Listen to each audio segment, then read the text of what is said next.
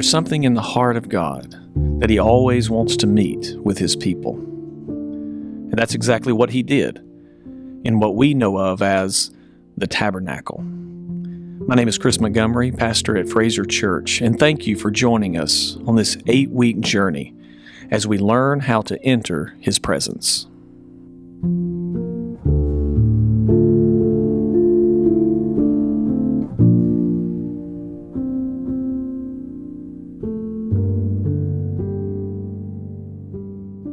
Welcome to day 30 of the Tabernacle, the location of the altar. David Levi wrote, "The golden altar stood next to the veil in the center of the holy place, which separated it from the Holy of Holies, where God manifested His presence. Thus, the closest the priest could come to God in daily worship was when they ministered at the altar of incense." Our text for today is from Exodus chapter 30, verse 6. "And you shall put it in front of the veil that is above the ark of the testimony, in front of the mercy seat that is above the testimony, where I will meet with you." The Hebrew word for tabernacle is mishkan, a word that means to dwell. The tabernacle of the Old Testament was the earthly dwelling place of God. This portable sanctuary that Israel carried with them in the wilderness signified God's desire to meet personally with His people. Because of this profound truth, the tabernacle is full of symbolism and significance. It is deep in insight and implications. The location of the altar of incense is a great example of the spiritual truths found in the scriptural details of the tabernacle. Philip Ryken and R. Kent Hughes share the following insight surrounding the placement of the altar of incense. Where was the altar of incense located? God told Moses, "Put the altar in front of the curtain that is before the ark of the testimony, before the atonement cover that is over the testimony, where I will meet with you." That's from verse 6. So the altar of incense went in the middle of the holy place, between the table of showbread and the golden lampstand. It was placed right next to the veil that separated the holy place from the most holy place. In other words, it was placed directly in front of the Ark of the Covenant, God's royal throne on earth. There was a thick curtain that separated the altar of incense from the presence of God, but the altar was oriented in that direction. It was close to the mercy seat, so close that even though it went in the holy place, in Solomon's day, it was called the altar that belonged to the inner sanctuary. That's from 1 Kings chapter 6, verse 22, also Hebrews chapter 9, verses 3 and 4, meaning the Holy of Holies. This means that when the priest stood at the altar of incense, they were standing right in front of God. Therefore, the closest the priest could come to God in their daily worship was when they stood at the altar of incense. Tim Chester compares the location of the altar of incense to Moses standing before God on Mount Sinai. Think about what an altar of incense does. It creates a cloud of smoke, which is to be its exclusive and perpetual purpose. That's between verses 7 and 10. It's a cloud-making machine, and it's placed right in front of the most holy place.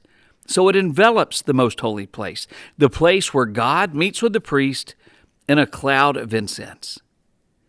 Where have we seen this before in Exodus?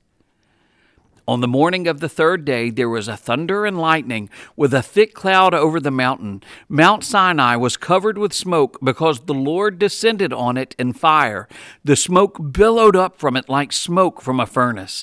The Lord descended to the top of Mount Sinai and called Moses to the top of the mountain. That's Exodus 19, verses 16 through 20.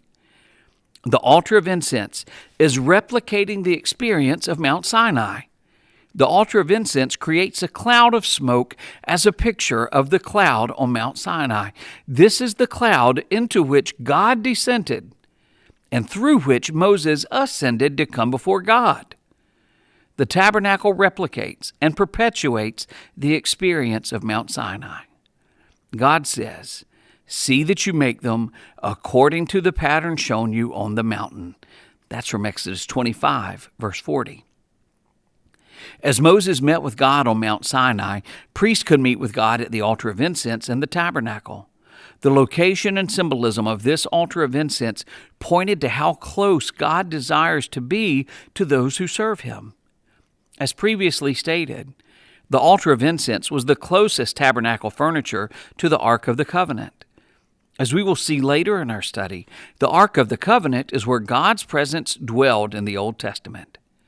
David Levi provides the following practical application of this truth to our daily lives. The same principle holds true for Christians.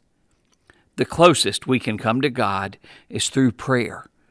See James 4, verse 8. There's a significant difference between the way we come to God and the way the Aaronic priest came to Him.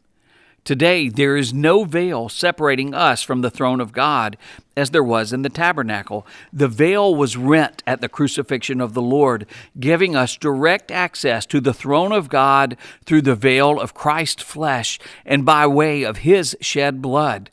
Look up Hebrews 10, verses 19 and 20. The golden altar of incense stands before the throne of God. That's in Revelation 8:3. It's an everlasting testimony to the prayers of believers as they ascend into His presence. Prayer, illustrated by the altar of incense and its position directly across the veil from the Ark of the Covenant, highlights the intimate, ongoing, personal relationship that God desires with every believer. Some questions to consider. What does the symbolism in the altar of incense mean to your relationship with God through prayer? What is significant about the altar of incense being located directly in the center of the veil across from the Ark of Covenant and the mercy seat, which are the Old Testament symbols for where God's presence resides? On a scale of 1 to 10, with 10 being the greatest, rate your prayer life with God. Explain your answer. Thank you for joining us. Have a great day.